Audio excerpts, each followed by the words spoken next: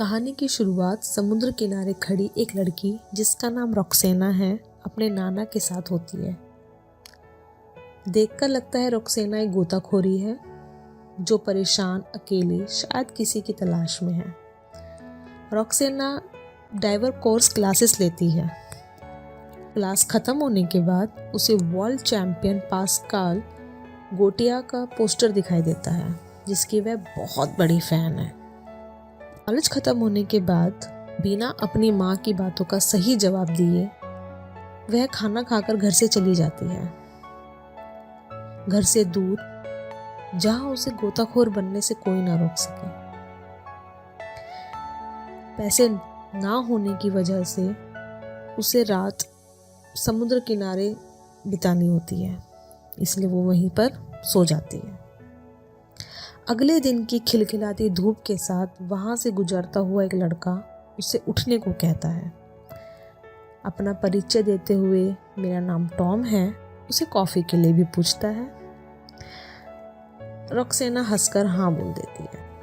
Tom भी diving class में teacher है। रॉक्सेना और क्लास के बाकी सभी स्टूडेंट के साथ उन्हें समझाता है कि डाइविंग करते वक्त उन्हें किन विशेष बातों का ध्यान रखना चाहिए।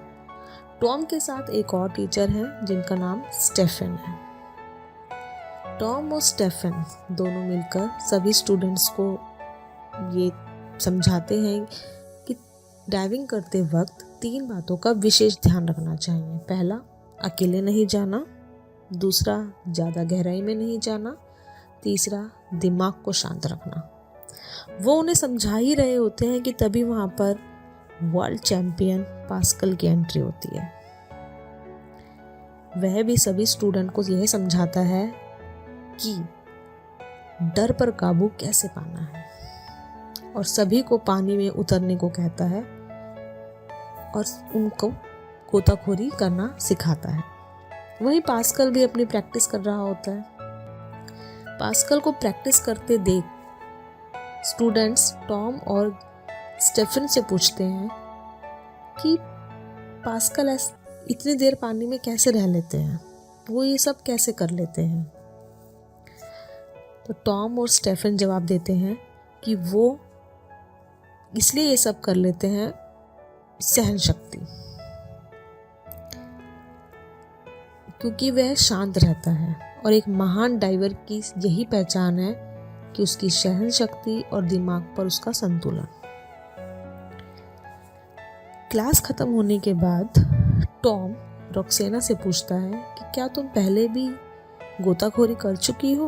वह कहती है नहीं, नाना के साथ मछली पकड़ने ज़रूर जाती थी तो वहीं से थोड़ा बहुत सीखा, लेकिन वो अलग था और ये अलग है। टॉम कहता ओके। टॉम उसे शाम की पार्टी के लिए इनवाइट करता है और उसे भरोसा देता है कि उसके रहने का भी इंतज़ाम वह कर देगा। रॉक्सेना भी रेडी होकर शाम की पार्टी में आती है, वो सभी से इंट्रोड्यूस कराता है। पार्टी में पास्कल भी होता है और शायद पार्टी में रॉक्सेना और पास्कल एक दूसरे को पसंद करने लग जाते, दूसरे को पसंद करते हैं। इसीलिए पास्कल रॉक्सेना को पर्सनली गोताखोरी की ट्रेनिंग देता है।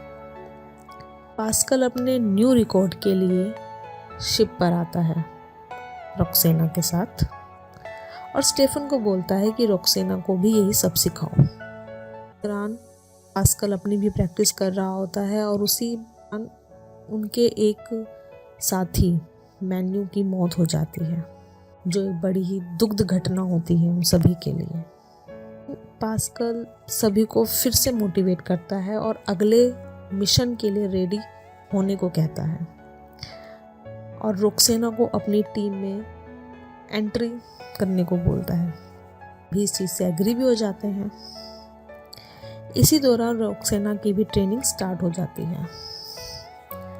पास्कल अपने वर्ल्ड चैंपियन में फिर से एक बार रिकॉर्ड तोड़ देता है। पास्कल अब आगे फिर से वर्ल्ड रिकॉर्ड तोड़ना चाहता है, जिस वजह से वह फिर ट्रेनिंग पर जाता है जहाँ उसकी तबीयत बिगड़ जाती है और डॉक्टर उसे सलाह देते हैं कि अब उसे ये सब नहीं करना चाहिए, उसके लिए सब जानलेवा है। बट पास्कल की तो जिद है, उसे वर्ल्ड चैम्पियन बनना है, उसके सिवा कोई वर्ल्ड चैम्पियन नहीं होना चाहिए।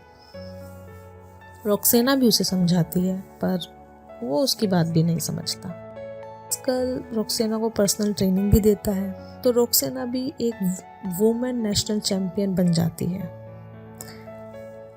वहाँ उसकी माँ आ जाती है और खुश होने के साथ साथ उसे घर वापस आने को भी कहती है, लेकिन रॉक्सेना मना कर देती है। नेक्स्ट चैम्पियनशिप में पास्कल क्या करता है, लेकिन वो वहाँ टाइम से नहीं पहुँच पाता, जिसकी वजह से उसको पार्टिसिपेट नहीं करने दिया जाता। उसका रिकॉर्ड एक लड़की तोड़ देती है।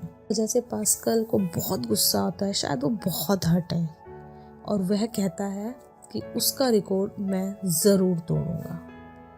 कहीं ना कहीं अब पास्कल रॉक्सेना से भी जेलस फील करने लग गया है। शायद वो एक लड़की है जो उससे आगे निकल रही है,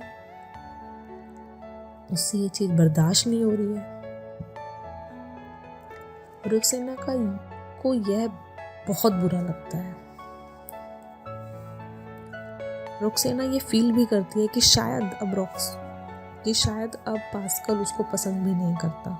उसको यह एहसास भी हो जाता है और वह उसे छोड़ना चाहती है, लेकिन पास्कल उसे किसी न किसी इमोशनली ब्लैकमेल के साथ उसको रोक लेता है। रॉक्सेना अब टॉम से मिलने जाती है और उससे कहती है कि अब वो उसके साथ रहना चाहती है। उसने शायद गलती कर दी समझने में किसी को। पास्कल अब आगे चैंपियनशिप में फिर से रिकॉर्ड तोड़ना चाहता है। वो सभी को रेडी करता है कि इस बार रिकॉर्ड तो टूटेगा, लेकिन मैं नहीं, रॉक्सेना इसको तोड़ेगी। सभी एग्री करने से मना कर देते हैं, लेकिन वो सबको बोलता है कि नहीं, मेरी तबीयत ठीक नहीं रहती, मेरी तबीयत बिगड़ जाती है, इस वजह से रॉक्सेना को एग्री किया जाए। तो सबके मना करने के बाद भी रॉक्सेना को गुस्सा आता है और वो बोलती है कि सब अपनी अपनी बोल रहे हैं, कोई मेरे को तो समझे, कोई ये तो जाने कि मैं क्या चाहती हूँ, मैं ये करना चाहती हूँ। इस वजह से सब एग्री हो जाते हैं। अब वो दिन आता है जिस दिन का पास्कल को बेसब्री से इंतजार था, रिकॉर्ड तोड़ने का दिन। सब तैयारी चल रही होती है, सब टेक्निक की